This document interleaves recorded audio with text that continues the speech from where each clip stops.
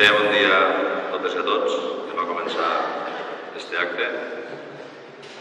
En primer lloc, saludar l'honorable conseller d'Afers Exteriors, Relacions Institucionals i Transparència de la Generalitat de Catalunya, el senyor Raül Romeva.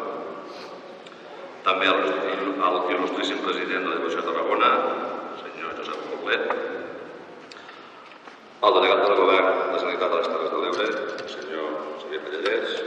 La directora general de Relacions Institucionals, la senyora Carme Garcia. El senador Miquel Aubà, que ens acompanya. President del Consell Comarcal de la Terra Alta, alcalde de Gandesa, el senyor Carles Luz. Directors i directores dels serveis territorials, coordinadors i coordinadores dels serveis territorials de la Generalitat de Catalunya i les Terres de l'Ebre. Alcaldessa de Villalba i alcaldes avui aquí d'Ascó, Corbera d'Ebre, Móra d'Ebre, la Pobla Massaluca, la Palma, Benissanet i regidors dels ajuntaments que us acompanyeu, regidors del consistori de la Fatarella, amics i amigues, fatarellencs i fatarellenques, molt bon dia en nom meu i de tot el consistori i benvinguts aquí a la Fatarella.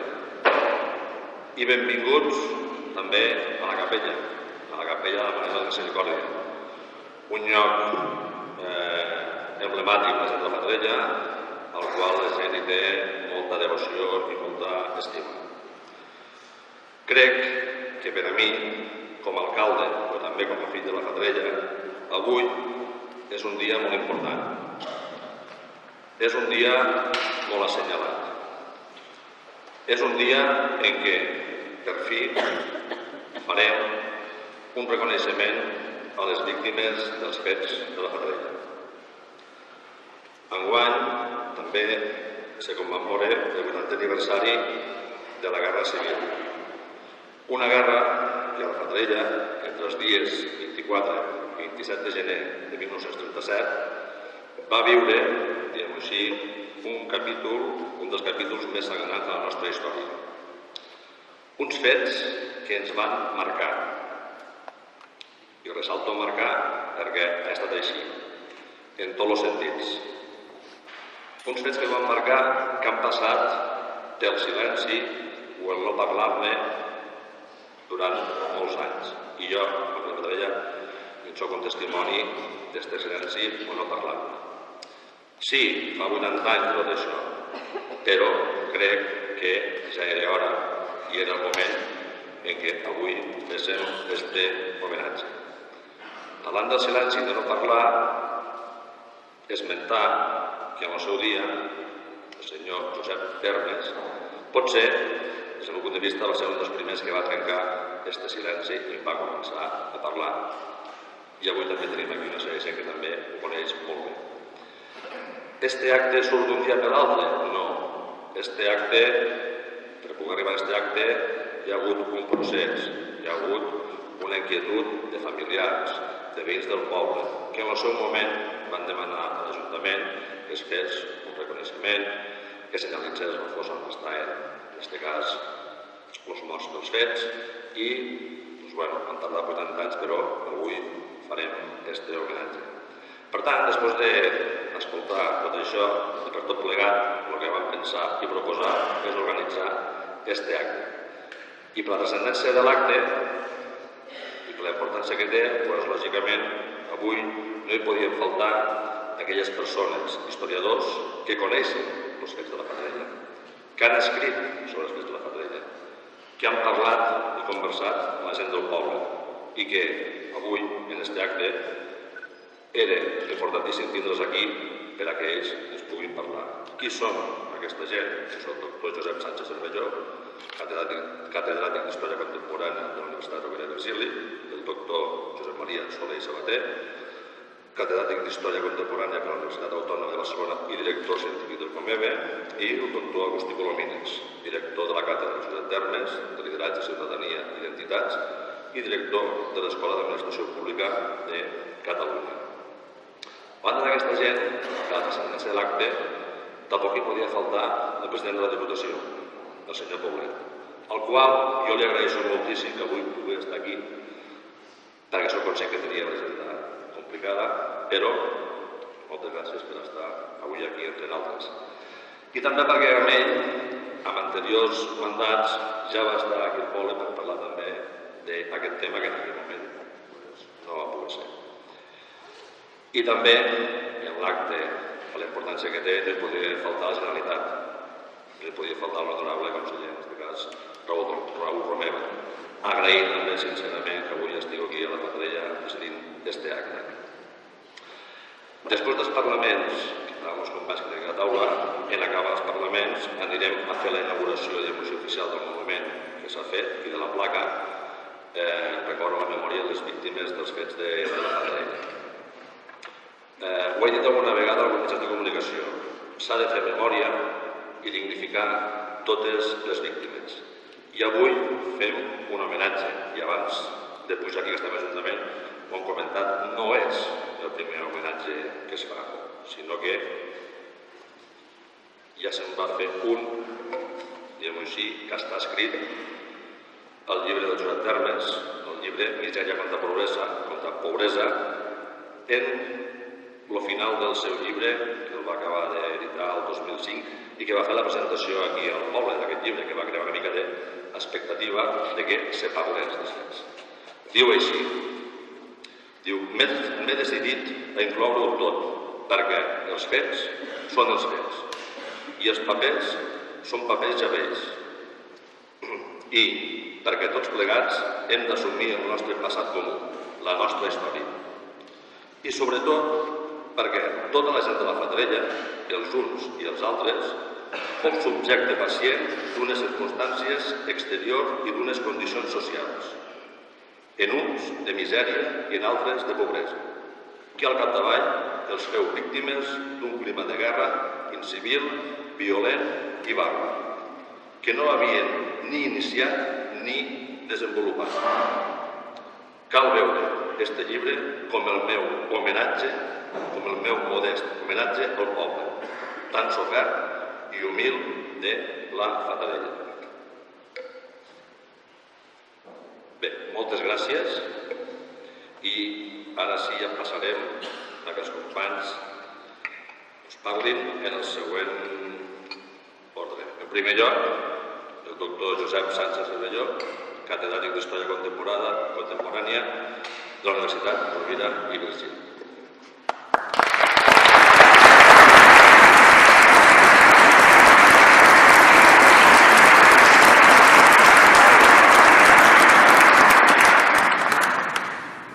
Bé, molt bon dia a tothom, moltes gràcies.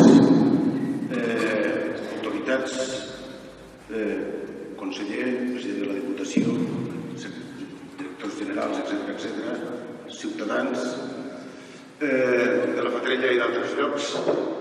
Bé, avui és un dia, com dia l'alcalde, és un dia especial, és un dia per fer les paus, en el passat i per fer les paus en el que va passar fa moltíssims anys. De fet, els fets de la Fatarella no s'entenen de cap manera si no busquem antecedents al que va passar abans dels fets de la Fatarella, que van ser els fets d'octubre del 34. La derrota de Companys, els fets d'octubre del 34 i l'establiment de l'estat de guerra permeteren que governessin els que no havien guanyat les eleccions i que els propietaris desnonessin dels camps a molts jornalers i a molts mitgers. Tot això va provocar que després, l'any 36, els que van ser desnonats dels camps i es van quedar sense feina passessin comptes en els que els havien fet fora. També va haver, després dels fets d'octubre, moltes denúncies falses contra gent que van ser tancats als barcos a Tarragona, sobretot al Manol Arnús. Estos jornalers i estos mitgers, molts d'ells havien fet inversions a les finques i es van quedar sense els drets adquirits. I com diu Claudi Ametlla, que era de Solivella, Claudi Ametlla explica que quan la justícia la fa l'exèrcit és un desastre sense pal·liatius. Per tant, això és el que va passar. L'exèrcit va ser el que va fer els consells de guerra contra els que suposadament s'havien insurgit als fets d'octubre del 34 i, evidentment, van anar mandros. I, per tant, això va crear un clima que va propiciar després les represàlies quan se va produir el cop d'estat. El cop d'estat, en aquest territori, això té alguna relació a veure amb el que va passar després dels fets de la Fatarella, hi havia una estructura del requeté que es volia insurreccionar. La conspiració carlina estava molt ben estructurada a la Terra Alta, el centre estava a Tortosa, això ho explica molt bé Bayerri, Robert Bellverdú i un altre que es diu Llaunet, que expliquen quins pobles hi havia implicats i què és el que havien de fer. Bé, finalment la conspiració carlina no va poder esclatar al territori, l'únic lloc que va esclatar va ser a Villalba, i no va esclatar al territori perquè el cap dels carrabiners, el capità dels carrabiners de Tortosa, Pascó, havia d'armar els requeters i quan se va rendir Godet ja no va tindre capacitat per fer-ho. L'anomalia que es va produir en aquest territori una vegada va començar la guerra va ser que les columnes militars que van anar a aixafar el feixisme a l'Aragó eren columnes anarquistes. I aquestes columnes anarquistes van actuar sense cap límit i van actuar com un exèrcit de Pancho Villa, no hi havia cap comandament que els controlés i el dia 12 i 13 de setembre van matar 39 persones a Gandesa,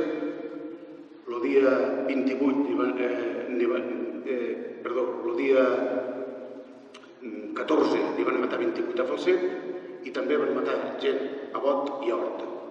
Tots estos eren membres d'una columna anarquista que dirigia un fuster que es deia Ortiz, que militarment era un desastre, però a l'hora d'apretar el gallet era bastant important.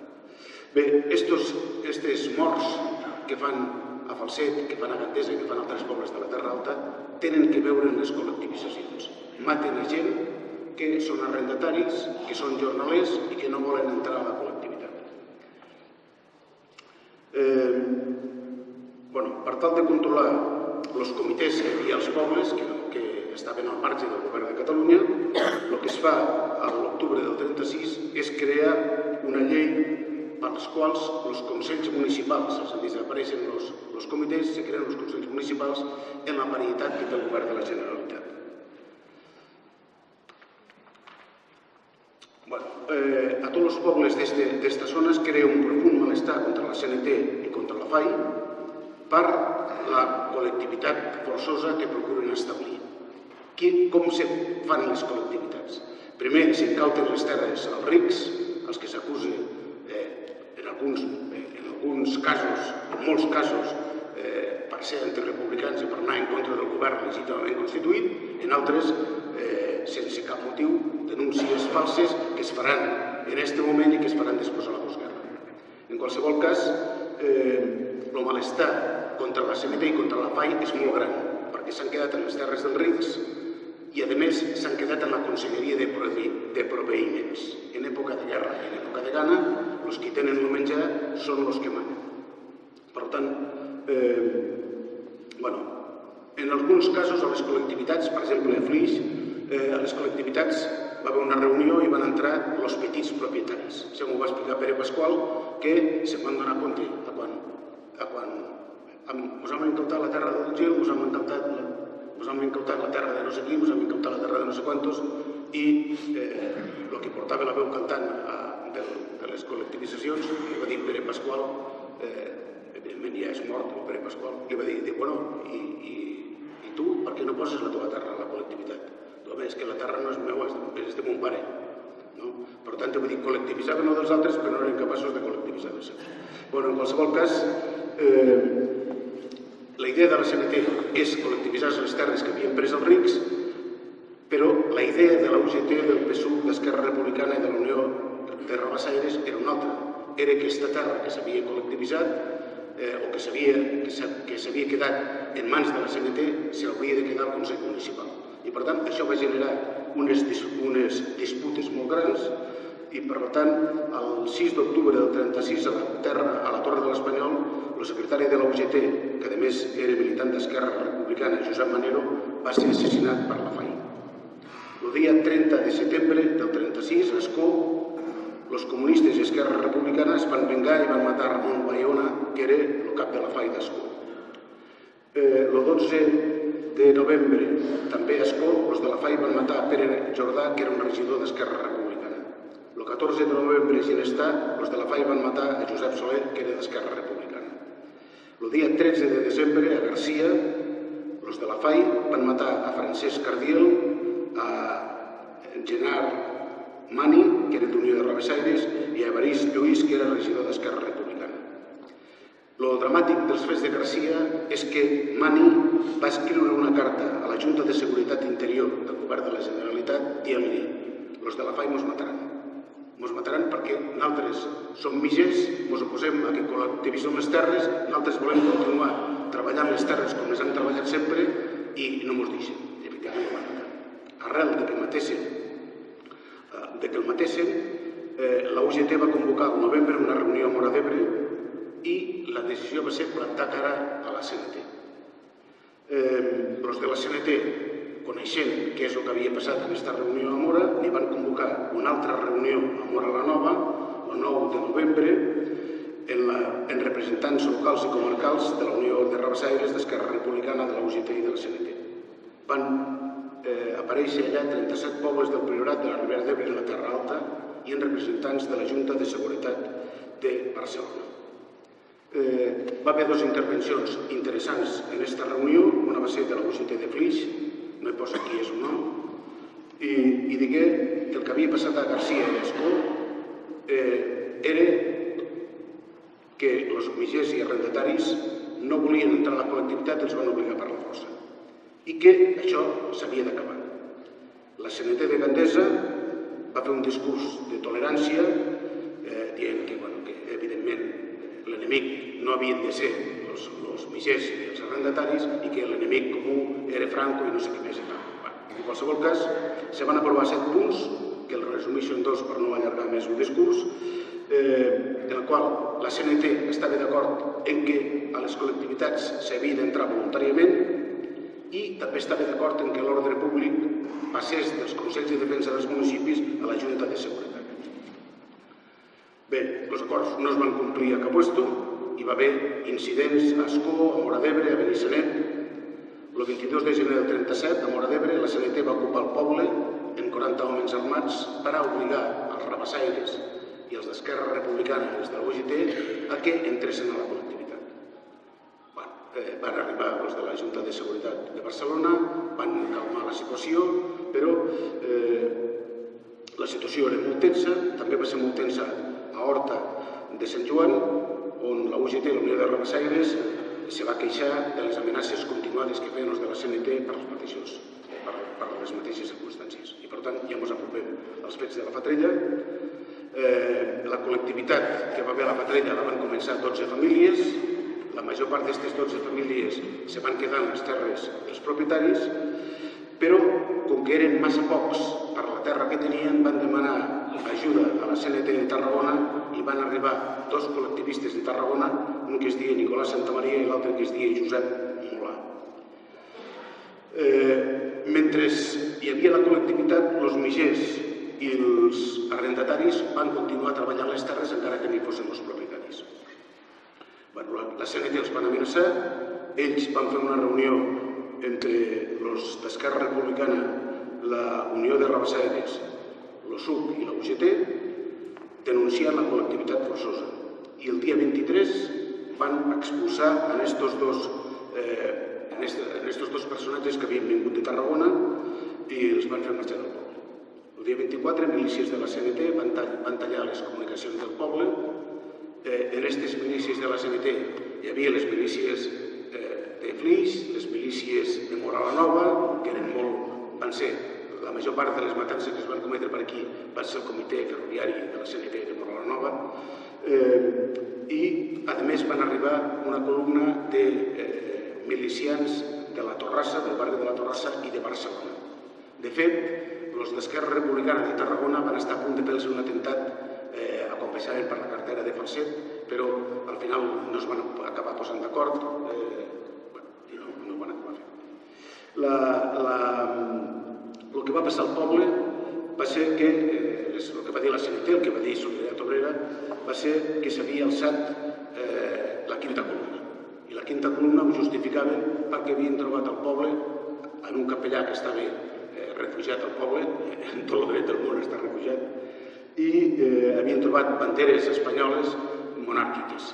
Però les banderes que havien trobat eren banderes carlistes, perquè, de fet, la Fatrella, com sap molt bé Josep, que el carlisme era molt important, com també ho era molt Flix. Per tant, el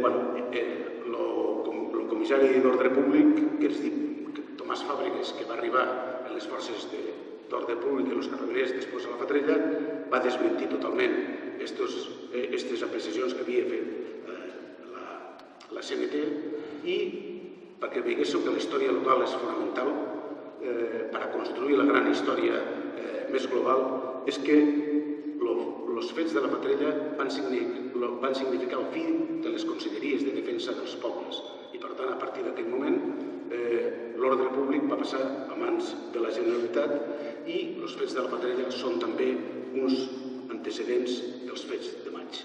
I per últim, us vaig a fer la síntesi que en una cançoneta que em deia ma mare, que es diu Sant Antoni, una te'n volia dir, que els pobres planten la vinya i els rics se veuen el vi.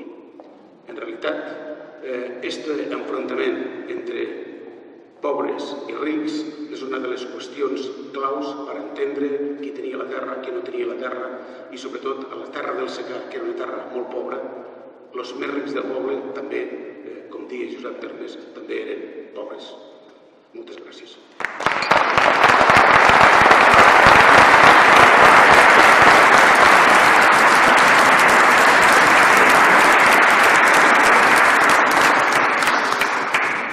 Gràcies per esta xerrada. Continuem. Tot seguit el doctor Josep Maria Soler Sabater, catedràtic d'Història Contemporània de la Universitat Autònoma de Barcelona i director científic del COMEB, amb netejar les paraules. Bon dia a tothom, conseller, autoritats, veïns de la Fatarella, senyores i senyors, veïns dels altres pobles. Continuant amb el que ha explicat en Josep Sánchez Cervelló, s'ha de dir que sempre s'ha dit que els fets de la Fatarella són uns antecedents de molts problemes que acabaran culminant els fets de maig a Barcelona de l'any 1937. Els fets de maig a Barcelona de l'any 1937 són la guerra dins de la guerra. Dins de la guerra civil, diguem, hi ha un enfrontament molt fort que va produir aproximadament unes 300 víctimes i uns 500 ferits, amb el qual, diguem, s'enfronten dues opcions polítiques. Aquestes opcions polítiques són, per una banda, la Generalitat, amb un suport, lògicament, del president i fonamentalment d'Esquerra Republicana de Catalunya, un sector, un suc molt creixent, molt important per l'ajut que tenia l'únic govern del món, a part de Mèxic, d'una forma molt més conjuntural, molt més feble, que donava suport a la República, era la Unió Soviètica. Volia dir que el Partit Comunista, el PSUC i el Partit Comunista Espanyol havien crescut moltíssim i aquests, diguem, tenen una opció política diferent de la conjuntura que estan presentant per la seva banda la CNT-FAI i el POU. El resultat, com tothom sap, va ser que després d'aquestes conseqüències, doncs, Catalunya es queda sense el govern de l'ordre públic i, a més, amb una cosa molt important, i és que l'Estat recentralitza la política de l'Estat dins de la República i, en paraules del propi president Companys, Catalunya una altra vegada es veu reduïda a una simple diputació. Tots aquests antecedents tenen una cosa que s'ha de dir, i és que, primer que tot, a partir del 19 de juliol de 1936, s'ha de dir que és diumenge, això entendran per què dic aquesta circumstància, doncs a Catalunya, on triomfa la legalitat republicana, però a partir d'un fet, una de les característiques que porta és que la irrupció de gent que, seguint l'actuació que han fet per aquest ordre, Guàrdia d'Assalt, Mossos d'Esquadra i després molts elements populars, paisans que es posen a la guerra, fa que el poder s'atomitzi. El poder s'atomitzi, és a dir, a tot arreu de Catalunya el poder és diferent.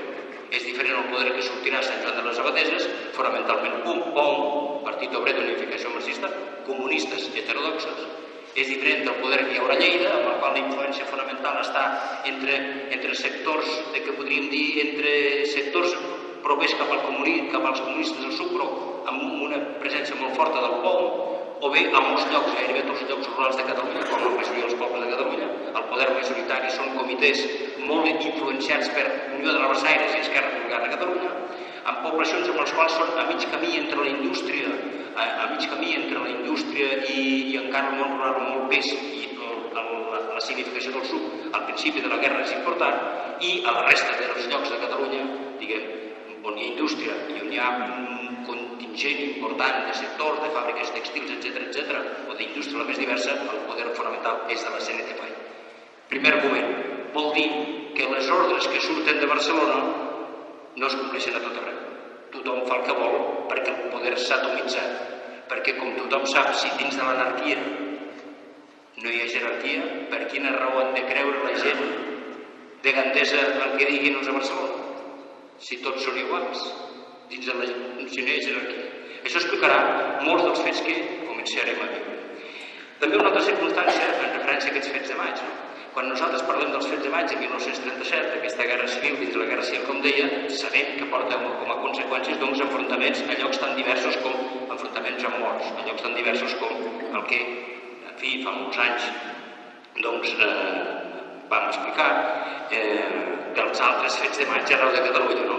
I n'hi va haver a Tarragona, vol dir el Tarragonès, vol dir a Tortosa, vol dir a Baix Ebre, a Cadaqués, a l'Empordà, al Port de la Selva, a l'Empordà, a Salomó, al Camp, a Cardona, a la comarca del Bages, i sense morts i enfrontament amb Montesquiu, a la comarca d'Osona, a Montsuí, al Pallars Sobirà, a Granollers, vol dir el Vallès Oriental, a Vilafranca del Penedès, vol dir a l'Alt Penedès.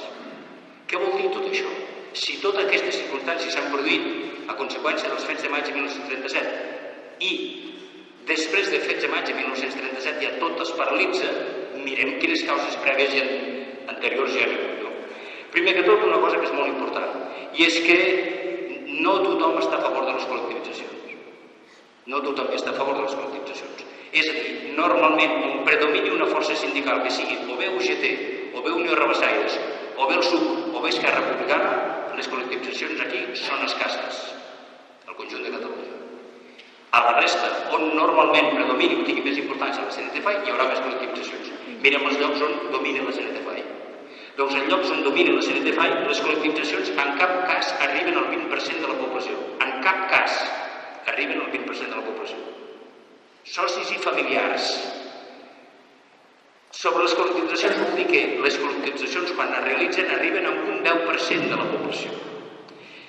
Com es fan aquestes col·lectivitzacions? Es fan de formes molt diferents.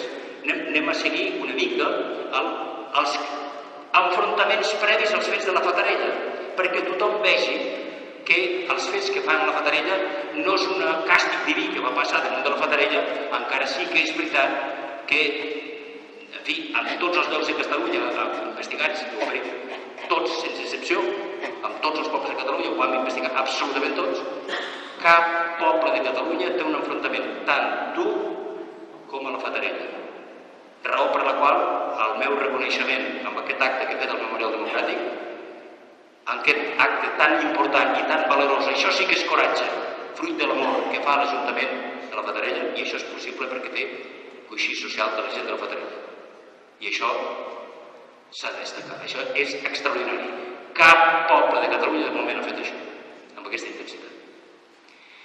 Quins són aquests enfrontaments previs que hi ha hagut? Hi va haver un enfrontament previ a Cervià de les Garrigues, miré, està molt ràpid, que és el 23 d'octubre del 36. 23 d'octubre del 36, per què? Perquè, com ha dit molt bé Josep Sánchez Cervelló, hi ha el problema dels prohibiments. Quin és el problema de Cervià de les Garrigues? Com fàcil entendre la gent de la Terra Alta, la gent de la Ribera, l'oli.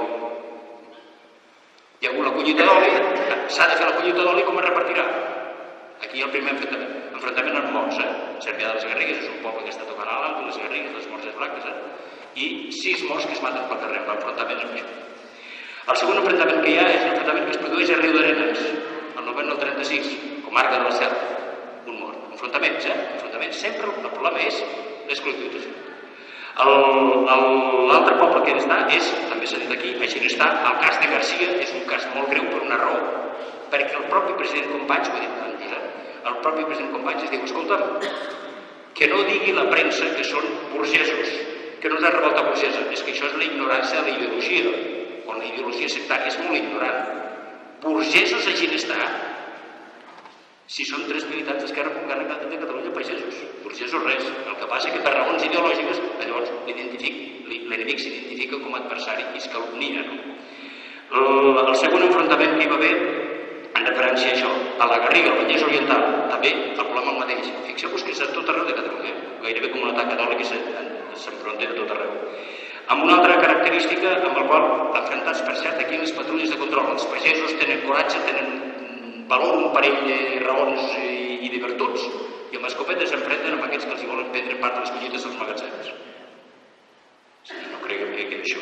Una altra característica que això ens ho trobem en un altre poble, el Palau d'Anglesola, la comarca del Pla d'Urgell, la mateixa característica.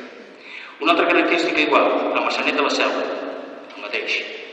Aquí, dins d'aquestes característiques, hi ha un comunicat amb el qual, un escrit, amb el qual, diguem, amb Josep de Zumbila, aquest home de Benifallet, amb el qual, quan escriu les seves memòries, aquells anys està escrivint que hi va haver molts comitès amb els quals del Priorat, de la Terra Alta i de la Ribera d'Ebre que es queixaven en referència a totes aquestes actuacions de col·lectivitzacions.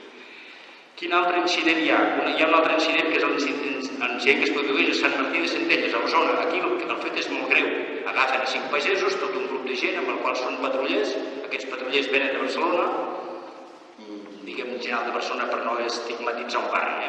Venen de Barcelona, agafen uns pagesos, els agafen i els afusellen. Els agafen i els afusellen. Aquí al mig hi ha hagut els fets de la Fatarella, que com que s'han explicat no ho repeteixo. I l'incident últim que es produeix el 27 d'abril de 1937. Aquest incident últim és l'incident que es produeix al voltant de Bellver de Cerdanya, amb el qual hi ha un grup de persones comandats per una persona que es diu Antonio Martín, el Cojo de Màlaga. Antonio Martín, el Cojo de Màlaga, és un personatge que va fent vida a la frontera, és a dir, utilitza la frontera, el contraband, que apareix per la Cerdanya l'any 34-35, que s'apodera d'una comarca que majoritàriament és de l'UGT, són persones d'acció, amb una actitud, podríem dir, molt desalmada, i aquest personatge, a la Cerdanya, que és l'única zona de Catalunya que hi ha zona de vacances estables, a part de Sitges, en aquest moment no hi ha ni un sol assassinat d'un burgès, ni un. S'assassinen diversa gent, més de 30 persones, s'assassinen en gent que són els representants d'aquesta gent, però de poderosos ni un. No solament això, sinó que fent la biografia i l'estudi de l'Antonio Martín, el Cojo de Màlaga, descobrim que és un personatge etern, certs fets de delinqüència, és nascut a Belvis de Monroy, província de Càceres, no és extremeny, és extremeny, no és andalús com deia, i a més té una circumstància que aquesta ens la vam trobar per casualitat al fer la seva biografia, no? La circumstància és que té la seva filla, aquesta persona que destrueix l'església de Puigcerdà, per això només queda un torreu a la plaça de Puigcerdà, la seva filla la té interna en un col·legi de monges a Tolosa de Llenguadoc. Aquest personatge és el que de tant en tant ha anat pels pobles de la Cerdanya, uns pobles que, com sabeu, agrícolament són escassos per les condicions climatològiques, són pobles amb els quals fonamentalment tot està en funció de la ramaderia i del bestiar, i les incautacions són més fàcils. És més fàcil endur-se 3 vedells i 3 vaques, llavors el carn de cavall no s'ha menjat, 3 vedells i 3 vaques i 4 corders, 4 xais, i s'ho enduien. Fins que el poble de Bellver, com va fer el poble de Fatarella, diu prou. I aleshores, el 26 d'abril, diguem tot de comitès amb el qual, en fi, diuen que això no ho acceptaran, tot de comitès amb el qual hi ha patrullers de diversos llocs de Catalunya, van allà i ataquen el poble de Bellver de Cerdanya, amb la particularitat, casualitat i fortuna que l'atravessar, diguem, la palanca, llavors era una palanca, no era un pont com ara, la palanca amb la qual la part de la riba esquerra, la riba dreta del riu, passa cap a la riba, una persona que dispara contra ell i el primer tret al mà deixa acabar els fets de Bellver de Cerdanya. Quines conseqüències té tot això? Les conseqüències que tenen és que al cap de 5 dies, com tothom sap, apareixen els fets de maig de 1937 a Barcelona. Per què? Perquè hi ha persones i sectors que diuen que s'ha d'acabar aquesta sensació de que les col·lectivitzacions són imposades. Mirem mínimament què eren les col·lectivitzacions i si ho podem entendre, no? És a dir, no a tot arreu es fan col·lectivitats. Què vol dir? Que moltes col·lectivitats són imposades i la gent no hi està d'acord. Segona característica, en les col·lectivitzacions tenim 3 característiques, no? Com es fan? Una part de les col·lectivitzacions són de terres confiscades, però clar, unes d'aquestes terres confiscades són amos i els altres són amos absents per 2 raons. O perquè han fugit, o bé, com que la historiografia catalana és molt valenta en aquest aspecte i en referència als temes d'història de Catalunya, com la millor història de França la fan francesos i la millor història d'Islàndia la fan islandesos, la millor història d'Indonèsia la fan indonesis, la millor història de Catalunya la fan historiadors catalans, que són els que més ho treballen. És a dir, s'ha de perdre una mica aquest paparatisme ara cap a un historiador estranger, perquè moltes d'aquestes coses, i aquí ara repartiré paraules del Paul Preston, no? Que em sembla que algú d'aquí hi era present el dia que vam fer a Santa Magdalena aquella trobada, diu, Josep Maria, explica'm tot això. I dic, sí, però llavors quan ho expliquis, dic, posa les referències bibliogràfiques correctes, perquè clar, el que no s'entén és que surtin llibres molt i molt venuts i la bibliografia i tota la informació que està en llengua catalana, aquesta l'ignoreu, això vol dir que no ho heu investigat. I com pots fer els fets a la Fatarella si no investiguis tota la documentació que està en català? És impossible. I com pots fer-ho a Cervià i com pots fer-ho a totes aquestes coses? Bueno, diguem que amb aquests propietaris absents, uns perquè han fugit i els altres perquè els han matat. I per això es confisquen les seves terres. I després, diguem, hi ha persones que volen participar. Qui hi ha a les col·lectivitzacions? Hi ha gent convençuda, no criminalitzem aquestes persones. Hi ha gent convençuda que volen construir un món millor. I hi ha gent convençuda amb tota la bona fe. Hi ha gent que ho fa perquè creu que és el nom massa convençut, perquè és un país pobre, perquè així tindrà suport i capacitat de treballar amb el sindicat, d'agafar les eines, dels animals, d'agafar tot el que necessita per a la seva feina. Tots els països pobres i jornalers, tot això ho tindran, i tindran un sou estable. I després ho fan a revistes. Gent que s'apunta en aquesta situació per moltes raons. Per exemple, hi ha famílies que es posen a les col·lectivitats per quina raó? Situem també la bondat i la generositat ideològica de la gent. Tots els pagesos i la gent que van anar amb milícies al front van deixar les terres per cultivar. Algú ho havia de fer. I si a la Bisbal d'Empordà o si a Masquefa la dona es trobava en aquelles terres, què feia? Perquè el soldat era al front. Portava les terres a la col·lectivitat i així no es perdia el seu producte. Tot això és permanentat poble per poble a Catalunya, així és com es pot veure, si no. Una altra, ja acabo. Què podem dir de les col·lectivitats? No es poden jutjar. Les col·lectivitats no es poden jutjar. És a dir, no tenim anys suficient com per saber si realment haguessin funcionat o no han funcionat, no ho sabem. I després s'ha de tenir en compte que les col·lectivitats estan en funció de l'època que s'ha fet la collita. I si l'època que s'ha fet la collita tenim una característica, i és que es col·lectivitzen l'època que ja s'han fet les collites i s'han venut. La qual cosa les col·lectivitats les podem criticar molt. No solament això, sinó que les col·lectivitats, quan acaba la Guerra Civil, i com tothom sap, la Guerra Civil s'acaba el mes de gener de 1930 i fins al 10 de febrer de 1939, a molts llocs de Catalunya, quan arriben les tropes franquistes es troben els magatzems plens perquè s'ha fet la collita, unes zones de secà, i aleshores el franquisme surt i diu, fixeu-vos, tenien tot aquest els magatzems plens i a més nosaltres oferim productes. Home, perquè la collita l'han fet els altres. Si no situem cada cosa en el seu context, no es pot entendre res. En definitiva, s'ha de dir que els fets de la Fatarella, com a conclusió, són uns fets més dels que es produeixen a Catalunya amb aquestes particularitats, amb un element clau i significatiu, que els fets de la Fatarella és abans i després amb el qual les decisions polítiques es prenen per intentar que ningú ho forcin amb una actuació social, econòmica, cultural que la majoria de la població no volia. Moltes gràcies.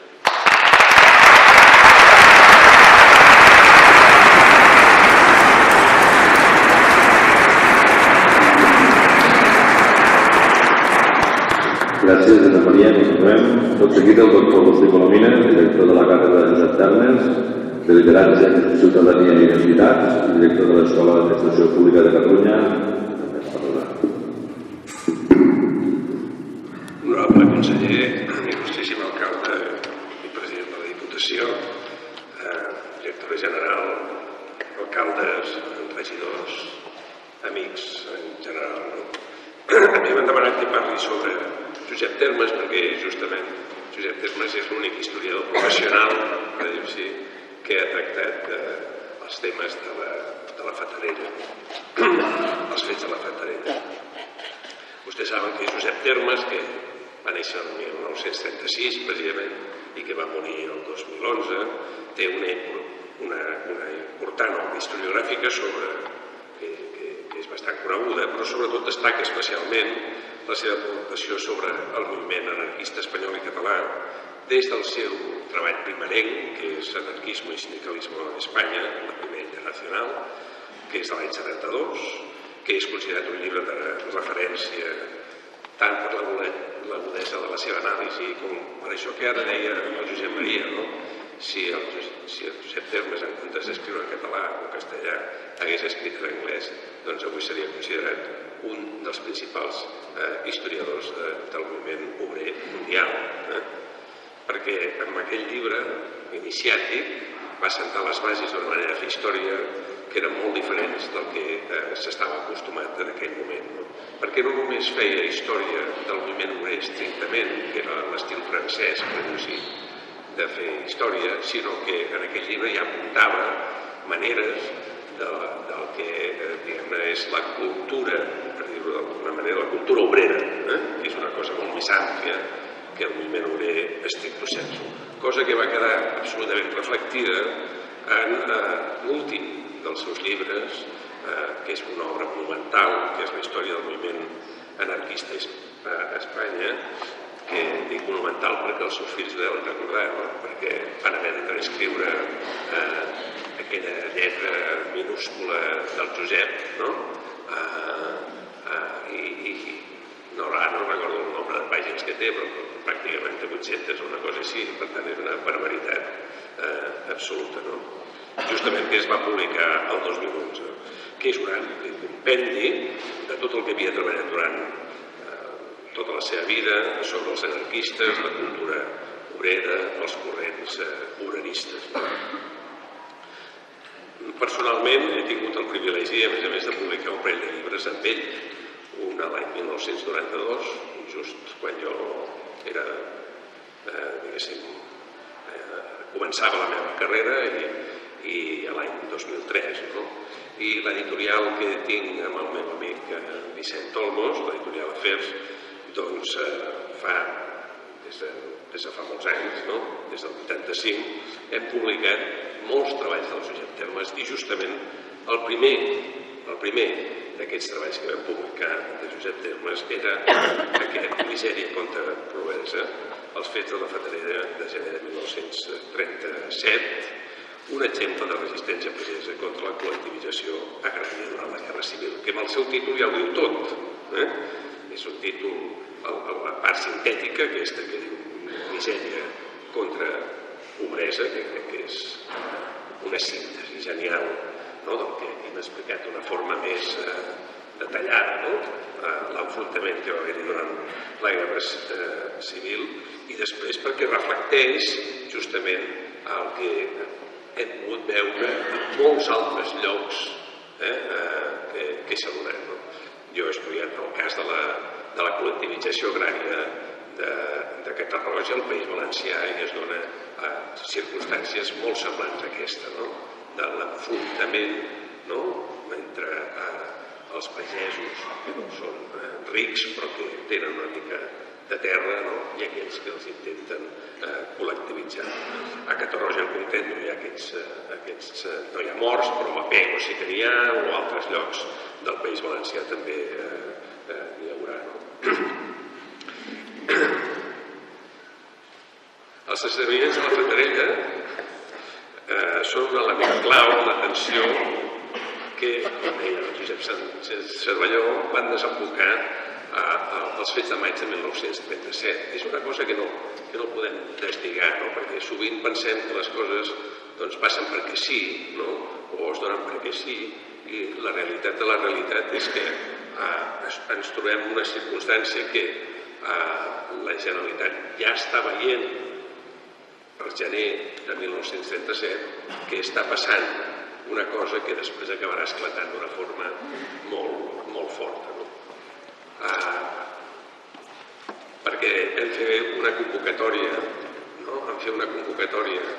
de l'acte d'avui, un senyor que es diu Rafael Bruguera em va escriure i em va dir: estic fent una biografia de Martí Lloret, que era el conseller de Sanitat de l'any 36, però que després era diputat per Tarragona, que era mestre a Móra d'Ebre, que era, a més, va ser comissari, sotscomissari d'ordre públic, companys, però que era de l'Escala, i diu: estic fent una biografia d'ell i he trobat documentació de quan companys el va enviar a la Fatarella per posar per... Després, l'altre dia, vaig anar a la presentació del llibre d'Andreu Claret, de novel·la, l'últim que he tret, que es diu Venjança, diu: bueno, ens veurem a la Fatarella, no? I jo dic: ah, sí? Diu: sí, perquè el meu pare va ser encarregat per companys perquè anés a la Fatarella, no? Per tant, ja en tenim dos delegats, perquè era obvi que no en devia venir un de sol, dos delegats de la Generalitat que van venir a la Fatarella a intentar veure exactament el que passava. La qual cosa ens demostra que, malgrat tots els malgrats, Josep Termes no va esgotar el tema de la Fatarella. Senzillament, Josep Termes, com va passar en molts altres llibres que va fer, va posar les bases perquè algú a posteriori desenvolupi encara més tot el que va passar en aquella època i de quina manera. El més important, en tot cas, d'aquest llibre, de Misèria contra Pobresa, és, diguem-ne, que reflecteix aquest drama de la col·lectivització i de com un ideal que pot ser just, que és el de repartiment de la terra entre aquells que no la tenen, es pot acabar convertint en un monstre. Això ho hem vist en tots els règims, per exemple, de l'Europa oriental. Ningú condena la idea del socialisme així en genèric, perquè com a ideal és plenament acceptable per qualsevol persona raonable, sinó el que és inacceptable és l'execució pràctica d'aquest ideal. L'ideal de la col·lectivització, que és compartir la terra entre aquells que la treballen, es converteix en un monstre que en definitiva provoca morts, enfrontaments i, com estem veient ara, fins i tot provoca desmemòria durant 80 anys, que no és poc. 80 anys són molts anys. I que l'acte de reparació, per dir-ho així, o si no voleu dir reparació perquè és igual, en tot cas, com diu el títol d'un llibre que he llegit molt recentment, són aquelles veritats a les quals no li podem posar nom, perquè no sabem quin nom posar-li en aquestes veritats. I per tant ens trobem en la circumstància que encara ho hem de pair, per dir-ho així. I Josep Termes, en el fons, és fill personal, encara que fos un historiador professional, perquè us haig d'explicar ara aquí a ningú la història de Josep Termes i la vinculació amb el poble, per part de la seva mare, però ell mateix s'adonava de les circumstàncies en les quals havia de lidiar. En una entrevista que li van fer poc abans de morir el director de la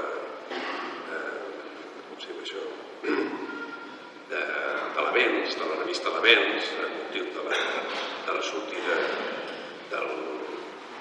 del seu últim llibre, li preguntava sobre, diguéssim, el fet que hi ha llibres, li deia Josep Maria, que és el que vostè se sent com més seu, ateses les implicacions familiars, que és aquest que va escriure sobre els fets de la Fatarella. I aleshores el Josep li respon, diu, sí, és veritat, perquè tornem a un dels aspectes que per mi són molt importants, que és la relació entre la història i la vida. Des que soc petit, aquest és un tema que me l'expliquen, el de la Fatarella, vol dir. Després del 39, els meus pares, que viuen en una taverna miserable, el nen petit per terra, arrossegant-se en parracs, volen enviar-me al poble de la meva mare a l'estiu. I el meu padrí, el pare de la meva mare, diu, no vingueu perquè a la Fatarella hi ha massa bombes de la batalla de l'Ebre que poden explotar. I per això no vaig anar a la Fatarella a l'estiu del 1939, però sí l'estiu del 40. I a partir d'aleshores hi vaig anar cada any durant 20 anys. Tot l'estiu durant mesos. I allà jo parlava amb tothom del que fos, de la collita, de l'ametlla, o de l'avellana, o de la festa major. Però de tant en tant, de cop i volta, també sortia a la conversa la batalla de l'Ebre, bàndols, cavalls i els temps de la guerra. Per tant, aquest aspecte d'història i vida, aquest aspecte de la història viscuda, que està relacionat també amb un espai viscut, que és l'espai de la Fatarella, impacta en tot l'historiador professional.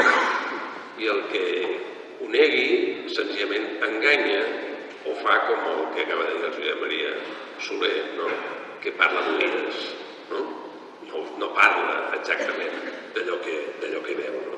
Tots els historiadors diguem-ne que han estat els meus mestres, Termes, Aracil o Josep Benet, tots sempre et diuen el mateix. Abans d'escriure sobre el lloc, vés-hi, mira, intenta comprendre la parla de la gent, atén els sentiments, no intentis ser jutge, perquè l'historiador no és un jutge. L'historiador, en tot cas, és aquella persona que observa, recapta informació, la valora i la presenta, etc. I en aquest sentit, Termes va ser una persona d'una profunditat absoluta. Termes tenia una mica també de remugaire, tot s'ha de dir. A vegades era una mica remugaire, perquè considerava que les autoritats d'aquest país no ajudaven prou a la historiografia. Jo crec que si avui estigués aquí estaria realment molt content. Primer perquè les autoritats, com és una obvietat, estan assegudes en aquesta taula, fins i tot en el meu cas, un doble paper, per entendre'ns, per tant, refermant aquesta condició. I després perquè Termes, en un altre dels llibres que nosaltres li vam publicar, que era un recull de textos que es deien Història de combat, el vam publicar el 2007, deia que havia procurat investigar fugint de l'economicisme, que era, diguem-ne, la tendència de moda en el moment que ell va començar, a l'època dels anys 70, i mostrant-me crític amb el determinisme, difós per tot arreu en aquell moment.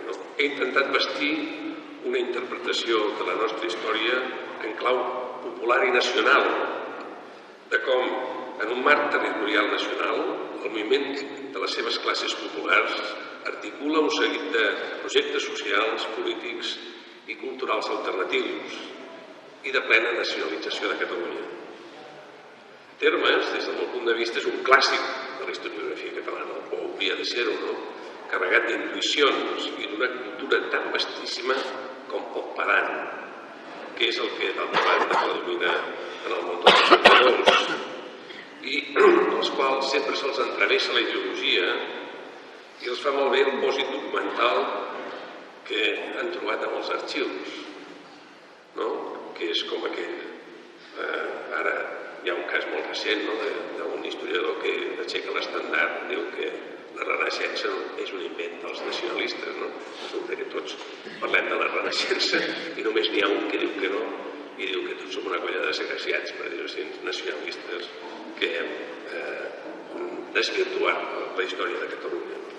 Clar que ho diu des de Liverpool i per tant està molt lluny tot això. Diu, en Josep Termes, crec jo,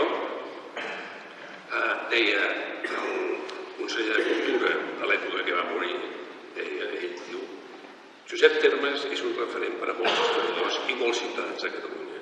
Diu, perquè amb Josep Termes vam aprendre a llegir la història del nostre país des del moviment obrer i fer-ho en clau catalanista i fer-ho en clau nacional, per tant, amb el rigor i l'estima del passat que sempre va mantenir amb la feina que ell va fer. Per tant, en el fons, història i política, en Termes, estaven molt entrelligats, perquè el compromís intel·lectual era un compromís cívic i va ensenyar a moltes generacions d'historiadors a saber, justament, combinar aquest compromís intel·lectual i compromís cívic. Crec que no m'erro si dic que els tres historiadors que estem aquí asseguts, tots tres, hem après precisament aquesta mateixa màxima, perquè va ser un binomi que servia justament per no posar la historiografia al servei d'un projecte polític, sinó posar la historiografia al servei de la comprensió de les dinàmiques político-socials que passaven al país. Perquè res passa perquè sí, perquè alguna cosa sempre té algun motiu que s'ha produït en l'anterioritat, perquè hi ha moltes històries que es repeteixen, o com diria Marx, es repeteixen en forma de farsa, però algunes de les dinàmiques que avui mateix vivim només tenen sentit si ens la mirem des del passat. Si ho volen dir d'una manera una mica més pedant, hi havia un filòsof, que era Kierkegaard, que deia: nosaltres vivim la vida caminant cap endavant, però només la podem comprendre mirant cap enrere. I això és exactament el mateix que Termes feia, no? I, de totes maneres, Termes, que era un home de frases, per dir-ho així, no? Això no el va portar mai a una situació de desesper, perquè poc abans de morir, en una altra entrevista que li feien, deia: la transició, parlant de política en aquest cas, no d'història, la transició ja es va acabar. Es va fer sota el franquisme militar i repressiu, deia ell. Ara han passat els anys i hem entrat en una nova etapa. Hi ha d'haver, a parer meu, una articulació de la societat civil i prescindir d'estatuts. En aquesta etapa, els principis han de ser molt clars. Els drets de Catalunya pertanyen als catalans i no als espanyols. Per tant, la forma d'autogovern l'han de decidir els catalans. Els drets dels catalans no deriven de cap Constitució, són dels catalans i punt. Aquesta és la principal idea que hem de defensar. I això, a més deia, inclou també els valencians i els illencs, que tenen també el seu dret a decidir. Això ho deia un Termes que l'any 2006 va defensar com jo l'Estatut d'Autonomia amb una frase que sempre he trobat ja, diu: soc tan radical que voto moderat. Moltes gràcies.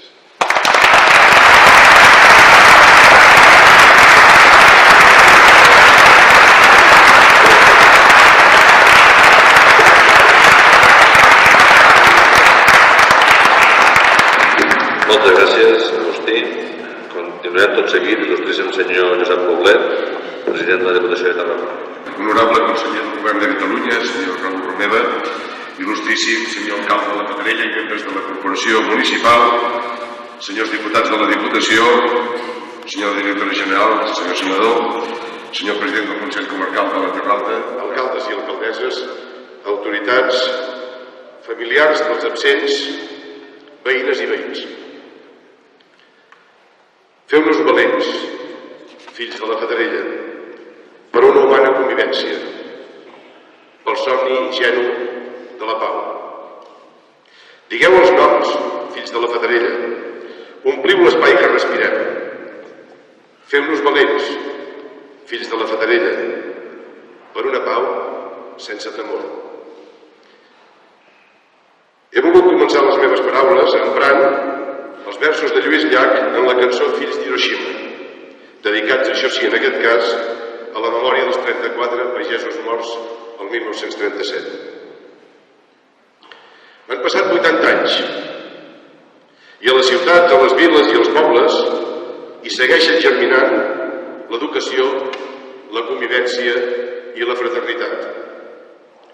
A Catalunya els nostres carrers són cròniques vives del passat, dates i persones.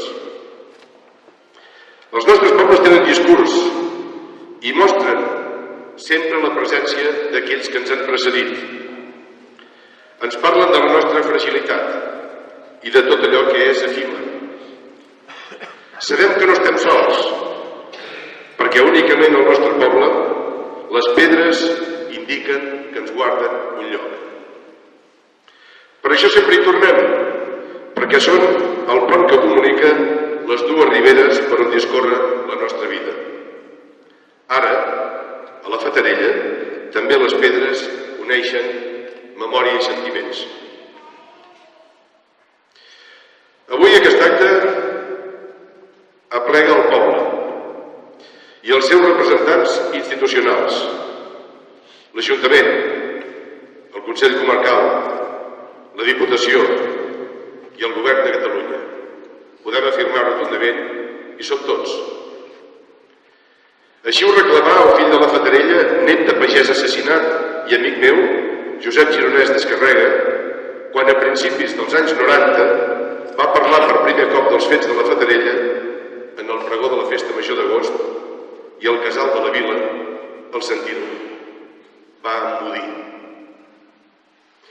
Anys després, el mateix Josep, en un article sobre els fets, afirmava, faig la cita literal, ara ja no busquem justícia, no volem parlar d'horts o de dolents, ens conformem en manifestar el nostre record pels qui van morir per defensar la seva terra, alhora que recordem la necessitat d'organitzar algun acte oficial en memòria dels assassinats, on els familiars veurien com les institucions, el poble de la Fatarella i la societat en general es manifesten sobre els fets.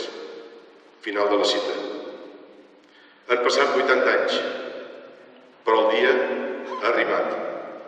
I pensant en els absents, ens hem de conjurar perquè fets com aquells no es repeteixin mai més. Aquells 34 pagesos són avui el millor estímul i la més gran força inductora d'uns valors que han d'arrelar del tot i per sempre al costat de les seves restes a la Fatarella, a Catalunya i al món sencer.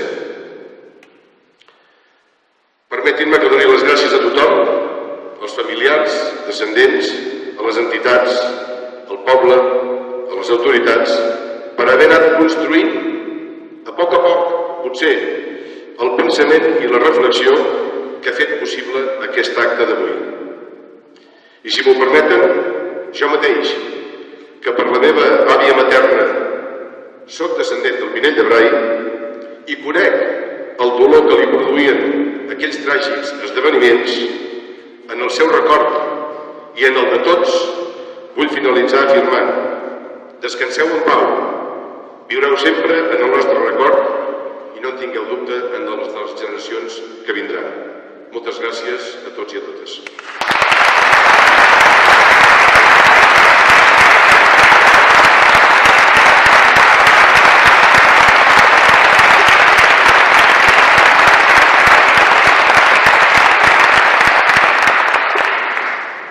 Moltes gràcies, il·lustríssim senyor Josep Poblet.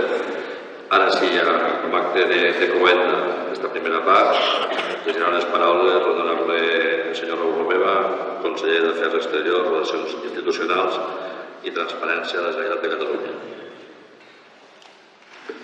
Moltes gràcies, alcalde. Permeteu-me que saludi primer els assistents, president de la Diputació, alcaldes, alcaldesses, directores generals, senador, delegats, representants del govern de diferents nivells, professors, fatarellencs, fatarellenques, amigues, amics, familiars, que alguns sé que heu vingut de fora i que, per tant, avui és un dia especialment important i significatiu per tot allò que no s'ha fet en aquests 80 anys i que avui, d'alguna manera i en certa mesura, es compensa.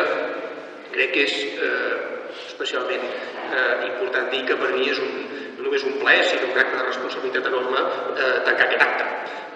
Intentaré ser breu també perquè la climatologia tampoc acompanya, però crec que en qualsevol cas l'escalf del que han estat les paraules, els fets, els recordatoris, la memòria en definitiva dels fets, els anomenats els fets, que potser hauríem de començar ja a posar noms i cognoms per poder parlar de persones i no de fets, és a mi compensi aquestes temperatures. Crec que, en definitiva, si algun paper té la Fatarella i si algun paper té aquest acte, és el de representar tota una època i tots uns moments i jo crec que han estat molt explícits, tant sobretot en Josep Maria com en Josep Sánchez, a l'hora de contextualitzar aquests episodis més enllà del que va succeir en un dia concret, sinó del que va succeir en un moment concret, en una època. Sabem que és un indret on la barbàrie de maneres molt diverses va aflorar i per tant des d'aquesta perspectiva és un indret en el qual constatem la pitjor cara de la condició humana i per tant quan nosaltres parlem d'aquests fets i parlem de la necessitat de recordar que les guerres no es produeixen només en els camps de batalla, sinó que precisament en molts casos, i aquest n'és un, la guerra en el sentit més ampli, més extens del terme, es produeix en aquells pobles, en aquells racons, en aquells indrets que no acaben tenint el protagonisme històric que alguns altres tenen, té un risc. I és que precisament la història els amagui, els obscurantitzi, els aparti de la memòria. I això ho intoxica absolutament tot, perquè quan un oblida el passat té moltes més probabilitats de poder-lo tornar a repetir. Ho estem vivint en molts fets. Aquests dies estem commemorant determinades efemèrides, totes elles tràgiques, però que ens obliguen a constantment recordar-nos de què hem estat capaços en tant que humanitat i a obligar-nos a posar tots els instruments possibles i necessaris, i si no existeixen, a inventar-los perquè aquests fets no es puguin produir. Per això és tan important la feina dels historiadors. Per això és tan important la feina que fan les institucions que volen retre memòria, però per això és tan important encara més la feina i la implicació de les persones que, havent-ho viscut directament, o sent familiars dels que ho han viscut, o sent coneixedors dels fets perquè se'ls hi ha narrat, els facin també públics, que no callin, que ho expliquin. En alguns casos és dolorós, ho sabem i ho entenem, però és imprescindible que el silenci no sigui mai una excusa per amagar i encara menys per tergiversar determinades realitats. Que Catalunya és un poble de pau, em sembla que avui en dia ja no hauria d'estar en discussió. I que Catalunya vol ser i ha de ser un poble de pau, ha de ser, em sembla, la voluntat de tothom, pensi el que pensi, pensi com pensi i tingui la visió de la societat que consideri més pertinent. Només es pot ser un poble de pau a partir d'acceptar la convivència de diferents sensibilitats, de diferents històries, de diferents trajectòries. Però per això és absolutament necessari sortir de determinats refugis o de determinades trinxeres metafòriques, en alguns casos reals, tràgicament reals, en molts d'altres. I crec que hauríem d'utilitzar també aquesta oportunitat que ens brindeu avui a la Fatarella i que una vegada més agraeixo no només a l'Ajuntament, sinó a tota la gent que heu pogut fer possible aquest fet, que puguem fer una passa més en la construcció d'aquesta realitat compartida, però basada en els pilars de la veritat, basada en els pilars del que han estat fets, que en alguns casos han sigut lamentables, però que en qualsevol cas han de ser coneguts i han de ser tinguts sempre presents, sobretot perquè no hi ha res més perillós que caure en unes versions que en alguns casos fetes per desconeixença o en altres casos fetes des de la voluntat explícita de la tergiversació de la història poden acabar construint unes biografies individuals o col·lectives absolutament perilloses i preocupants. Per això, enguany que celebrem el 80è aniversari de l'esclat de la Guerra Civil i que, òbviament, per molts motius i per molts fets diferents tenim diferents circumstàncies que ens obliguen a referir-nos-hi, el fet d'avui ens permet recordar també que aquella guerra no va acabar al 30. Aquella guerra en molts llocs, en molts pobles, en moltes viles, en molta gent, en moltes famílies segueix present. I segueix present perquè no han pogut fer allò que tota persona, pensi com pensi, té tot el dret del món, que és a vetllar els seus morts, a vetllar a les seves persones desaparegudes. I és l'hora, per tant, d'afrontar aquesta història des d'una perspectiva col·lectiva. Sempre tenint en compte, sens dubte, la dimensió personal i individual, però entenent que col·lectivament, i aquí és el paper que hem de jugar a les institucions, tenim una responsabilitat i sobretot una obligació per poder fer allò que avui s'ha dit i allò que esperem que estiguem fent, que és una mica de justícia.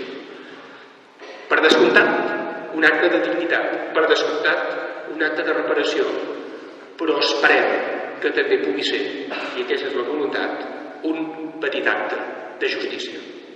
Recuperar la memòria històrica no és en absolut remoure el passat, i ho direm tantes vegades com faci falta. És construir una societat basada en la convivència, avui. És construir un sistema democràtic que ens permeti fonamentar aquesta convivència en la veritat. És construir una identitat col·lectiva basada en la suma de realitats individuals, totes elles absolutament necessàries de recordar. Durant molts anys hem patit un fet lamentable, trist i des del meu punt de vista rebutjable, que és la institucionalització de la desmemòria. Fets com els d'avui, una vegada més, ens permeten combatre aquesta circumstància i, per tant, posant la memòria des de la perspectiva institucional, però sobretot des de la perspectiva ciutadana i cívica, al capdavant de qualsevol projecte democràtic, cívic i convivencial que tot poble té no només el dret, sinó l'obligació de construir. Per tant, alcalde, moltíssimes gràcies per aquesta oportunitat i al poble de la Fatarella un gran sentit d'afecte i de reconeixement per tots aquests anys i especialment, òbviament, a les famílies d'aquestes persones que van perdre la vida avui, fa 80 anys. Moltes gràcies.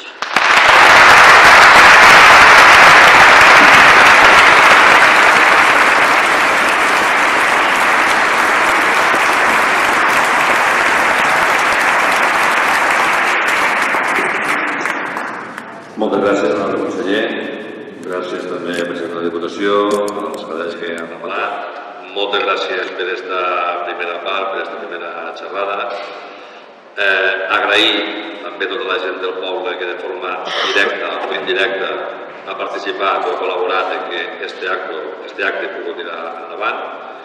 I ara, tot seguit, ens desplaçarem aquí al costat, al Parc de la Capella, on farem la inauguració del monument que s'ha fet en record, en aquest cas, a les víctimes, i farem una visita al penal floral. I recordeu-vos també que després hi haurà una missa de difunts també aquí a la Capella. Moltes gràcies a tots i gràcies per la vostra assistència.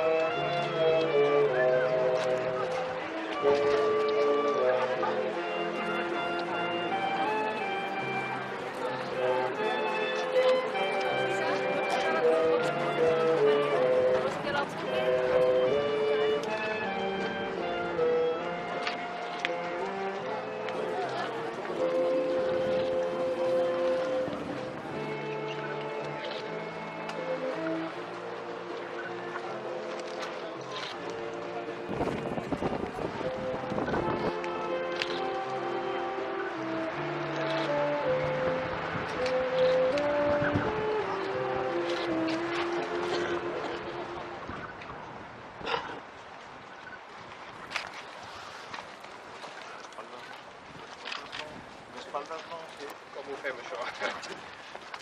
que m'hi puc posar sobre jo. Sí. El que passa que s'ha d'apartar, no?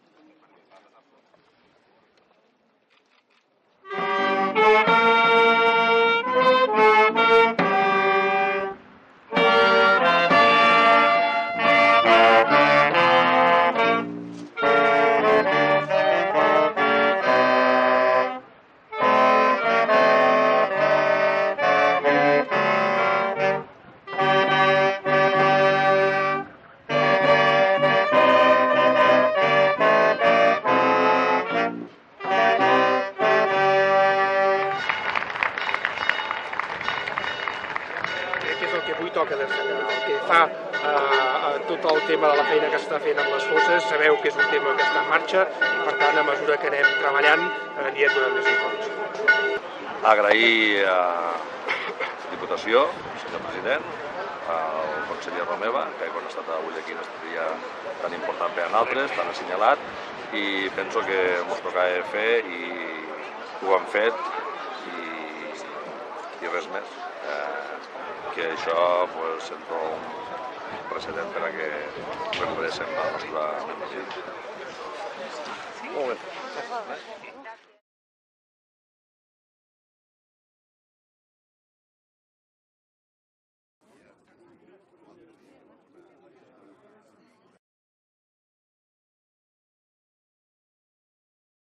Oli, avellanes...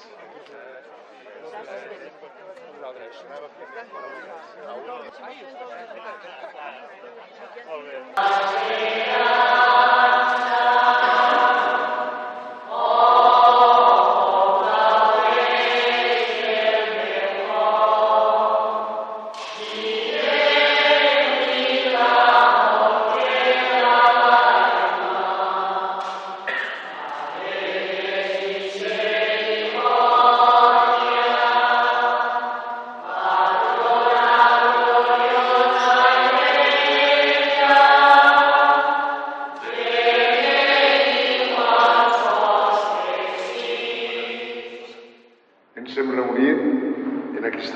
Fatarella, als peus de la Nostra Mare de la Misericòrdia, com tantes vegades ho fem els fills de la Fatarella.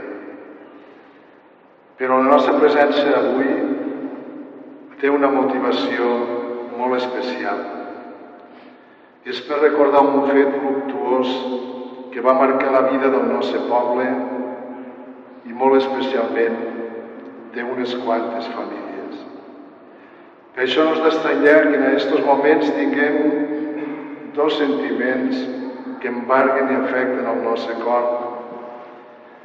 En primer lloc, un sentiment de pena, de dolor i d'incomprensió al recordar que la població de la Fatarella es va veure privada injustament de la vida de 34 fills seus.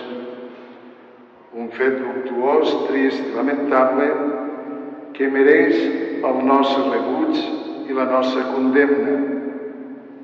Un fet històric encarnat en una societat que no restava al marge de les grans crisis econòmica, social i política que esclataren amb virulència en els anys 30 del segle passat. Molt especial per a aquests germans nostres que avui recordem. Diguem tots junts. Pare nostre que estàs